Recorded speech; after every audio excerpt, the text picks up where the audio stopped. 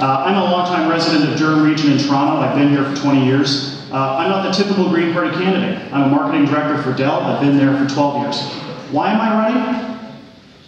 First, I'm going to ask you, what's Canada's most precious resource? Think about that for a second. Now, we have a country that is unaware of some of the emerging challenges that we need to face. We have a country that has no plan to deal with climate change. We have a country that has no plan to deal with energy resources that are dwindling. We have a country that has no plan to pay for our seniors' retirement and their health care. And those costs are going to fall on you. We have a country that has no plan to help you pay for your education. We have a government that is not here today. Ladies and gentlemen, time is our most precious resource, and it too is non-renewable. Thank you.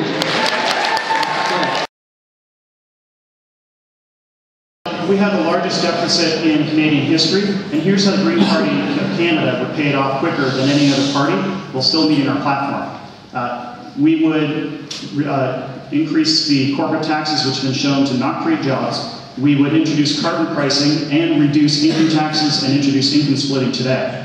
As well, we would invest $1 billion in youth jobs and in an education program, and we would invest $2.5 billion a year into our communities.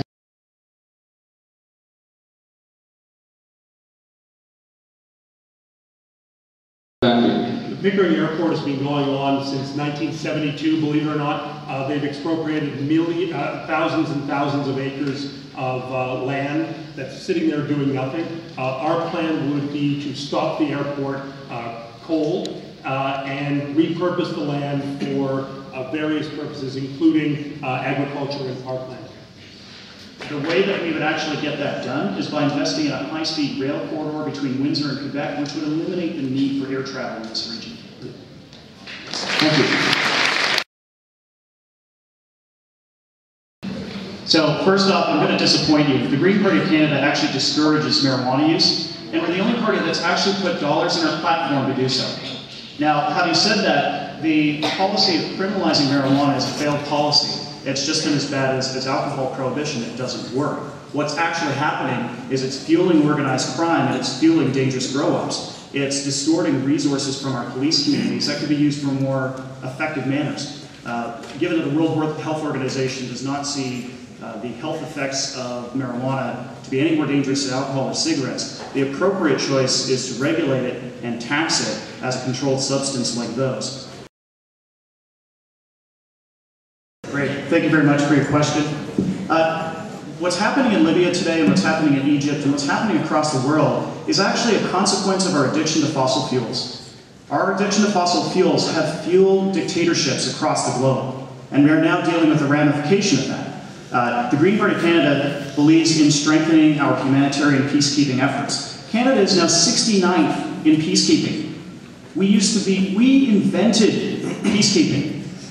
We made a commitment many years ago to make sure that 0.7% of our GDP would go towards humanitarian aid, and we are failing in that. So the Green Party of Canada would fix both of these issues. We would put more dollars into humanitarian aid to get it to 0.7% of GDP, and we would refocus our military efforts on diplomacy and peacekeeping.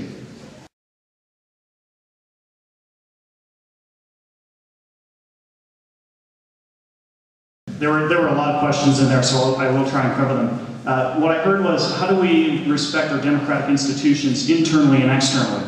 First thing, we need to make sure that we work for our democracy and that it works for us. Our current democratic system is not an accurate electoral reflect of our country. It is a complete distortion that the Green Party of Canada gets 940,000 votes in the last election, 0 seats, and the Bloc Québécois gets 1.3 million votes and 50 seats. That's a democratic system that doesn't work anymore. The biggest voting bloc in this country are those who don't vote. 41% of people don't vote. Only 38% of students vote.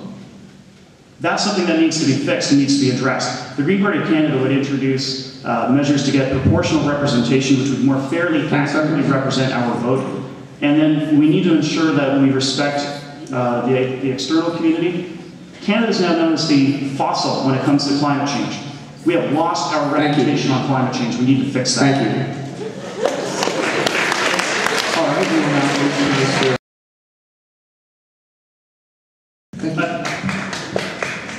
I think this is pretty simple. Treat others how you'd like to be treated yourself. I'm part Scottish. I might want to wear a kilt at some point in time. I really wouldn't want someone to turn around and say, you can't wear a kilt. If you've ever been a Cub Scout, you've got a uniform. There's all kinds of various types of uniform and religious dress. It's a basic right. Thank you. Now, I know Mr. Holland kind of answered that question. No problem. I mean, this is obviously a very difficult issue. At a very high level, we actually see this as partly a climate change issue. Part of the difficulty between Israelis and Palestinians is over land and over water, an issue that's going to get worse as climate change gets worse. So we have to look at things from a very large global perspective as to how we deal with issues of conflict like this. This isn't the only conflict that's going to arise. Climate change is going to cause other military conflicts between India and Pakistan. There's all kinds of issues. If you listen to Gwynne Dyer, who wrote a book called Climate Wars, he's actually shown that the American military, the Russian military, the Canadian military are very worried about climate change, exactly because of issues like this.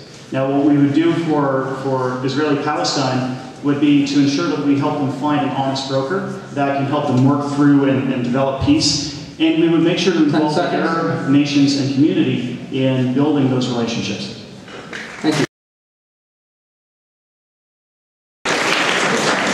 Great, thank you for your question. The Green Party of Canada actually is the best plan for supporting students. One, we would create the only billion-dollar jobs and youth education program, which basically we would pay youth, 162,000 youth, to work in their communities, to better their communities, and at the end of that year, give them a $4,000 tuition credit. We would increase funding to student loans and bursaries and get rid of the RESP program. The RESP program only works for high-income Canadians who don't need the education support. Canadians need the education support are low-income and middle-income Canadians. For middle-income Canadians who cannot get access to student loans because technically their parents make too much money, we would get rid of that eligibility requirement so that you can go to school. As well, after you're done school, you still have to pay off student loans. We would extend the grace period that's interest-free to 2 years. We would take the interest rate that is high on student loans today and bring it down to prime so that you are not crippled by debt after school. Thank you.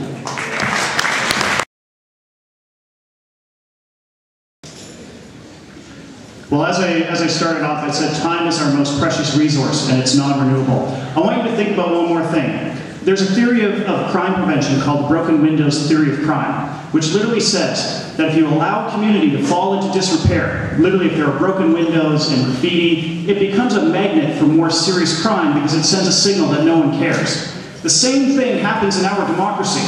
If you allow your democracy to fall into disrepair, if you are not engaged, if you are not informed, if you are not voting, then you have a broken democracy.